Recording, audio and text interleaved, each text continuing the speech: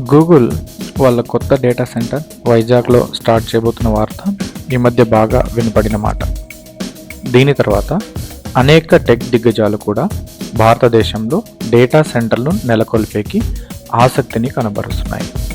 Amazon, Microsoft వంటి పెద్ద కంపెనీలు కూడా దేశంలో డేటా సెంటర్లను ఏర్పాటు చేద్దామని ఆసక్తిని చూపిస్తున్నాయి. ఇది ఒక రకంగా భారతదేశానికి ఫైనాన్షియల్గా చాలా మంచి విషయం అని చెప్పవచ్చు. ఇంటర్నెట్, క్లౌడ్ సేవలు, ఏఐ, యూపీఐ, ఈ-కామర్స్ వంటి మోడర్న్ డిజిటల్ సర్వీసెస్లకు డేటా సెంటర్లు చాలా కీలకమైనవి. భారతదేశంలో ప్రస్తుతం డేటా సెంటర్ల సంఖ్య ప్రపంచంలో ఉన్న వాటితో పోలిస్తే చాలా తక్కువ. ఇది కేవలం 3% మాత్రమే. ఈ వాటా 2030 కల్లా బాగా పెరిగే అవకాశాలున్నాయని ఒక సర్వే చెబుతుంది. రాబోయే యుగం ఆర్టిఫిషియల్ ఇంటెలిజెన్సే అని మన అందరికీ ఈ మాటికి అర్థమై ఉంటుంది. ఈ వేగమైన వృద్ధి వలన భారత్కు ఏ మేరకు లాభం చేకూరుస్తాయో అలాగే పర్యావరణం విషయంలో కూడా అంతే సవాలును మనం గుర్తు చేసుకోవాలి. ముందుగా భారతదేశానికి ఈ డేటా సెంటర్ల రాక వలన ఎలాంటి ఉపయోగాలు ఉన్నాయో ఒకసారి చూద్దాం. డేటా సెంటర్ల కోసం భారత్లోకి దాదాపుగా 2.6 లక్షల కోట్ల పెట్టుబడులు రావడానికి అవకాశం ఉంది. దీనివల్ల విదేశీ పెట్టుబడులు పెరుగుతాయి.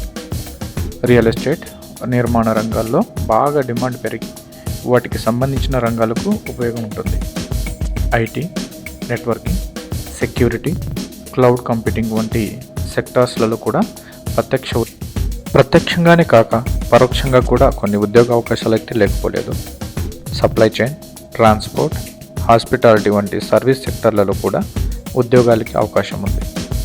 ఉద్యోగ కల్పన ఒకటే కాదు కదా, పర్యావరణ పరిరక్షణ కూడా చాలా ముఖ్యం కదా. ఇక్కడ అసలు డేటా సెంటర్ అంటే ఏంటి, వాటి నిర్వహణ ఎలా ఉంటుందో ఒకసారి మాట్లాడుకుందాం.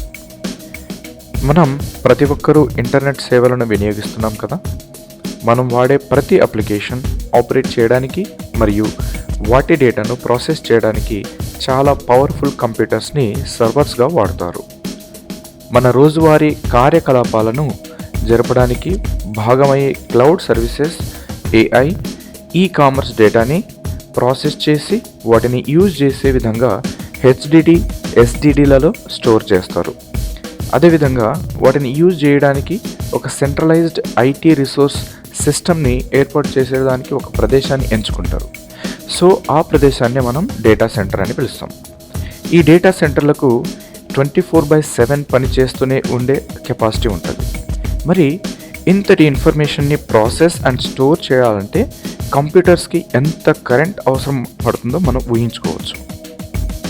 మరి అంతటి విద్యుత్ నిరంతరాయంగా అన్ని కంప్యూటర్స్కి అందించాలంటే చాలా విద్యుత్ అవసరం పడుతుంది. దానితో పాటు ఈ సర్వర్లు బాగా హీట్ కూడా అవుతాయి. సో వాటిని కూల్ చేయాలంటే భారీ మొత్తంలో వాటర్ కూడా అవసరం పడుతుంది. కాబట్టి గూగుల్ వంటి పెద్ద కంపెనీలు వాటి డేటా సెంటర్ల నిర్వహణ కోసం సంవత్సరానికి కొన్ని బిలియన్ల గాలన్ల వాటర్ని వాడతారు. మనకు తెలిసిందే మన కంట్రీ అగ్రికల్చర్ డిపెండెంట్ కంట్రీ అని. ఇలాంటి డేటా సెంటర్ల నిర్వహణకు అధిక మొత్తంలో నీరు, విద్యుత్ వాడాల్సి వస్తుంది. మరి ఇదొక పెద్ద సవాలే కదా. దీనివలన స్థానికంగా ఆ ప్రదేశాలలో విద్యుత్ కొరత, నీటి కొరత ఏర్పడే అవకాశం ఉంది. మన దేశం ఎక్కువగా థర్మల్ విద్యుత్ మీదనే ఆధారపడి ఉంటుంది. మరి దీనివలన విద్యుత్ డిమాండ్ బాగా పెరుగుతుంది స్థానికంగా. సో కొరత ఏర్పడే అవకాశాలు బాగా ఉన్నాయి. కానీ గూగుల్ వంటి కంపెనీలు ఏం చెప్తున్నాయంటే మేము గ్రీన్ ఎనర్జీని వాడతాం, సో ఇలాగే మేము ప్లాన్ చేసుకున్నామని చెప్పి వాళ్ళు చెప్తున్నాయి. ఒకవేళ గ్రీన్ ఎనర్జీని వాడితే ఆ కంపెనీల ద్వారా సో ఇదొక మంచి విషయం అనే చెప్పవచ్చు.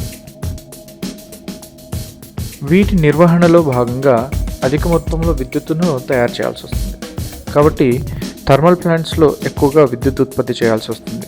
సో దీనివల్ల ఏమవుతుంది, గ్రీన్ హౌస్ గ్యాసెస్ అనేది బాగా రిలీజ్ అవుతాయి. ఇది పర్యావరణానికి ఒక ముప్పుగా మనం పరిగణించవచ్చు. దీనివల్లనే అమెరికా, సింగపూర్ లాంటి డెవలప్డ్ కంట్రీస్ కూడా డేటా సెంటర్ల నిర్వహణపై అలాగే విస్తరణపై పర్యావరణవేత్తలు అలాగే ప్రజలు బాగా వ్యతిరేకిస్తున్నారు. అలాగే దీంట్లో ఆటోమేషన్ కూడా ఎక్కువ, అంటే మొత్తం వాటి పనిని అవే చేసుకుంటాయి. దీనివల్ల స్థానికంగా ఎక్కువగా ఉద్యోగ కల్పన అయితే ఉండకపోవచ్చు.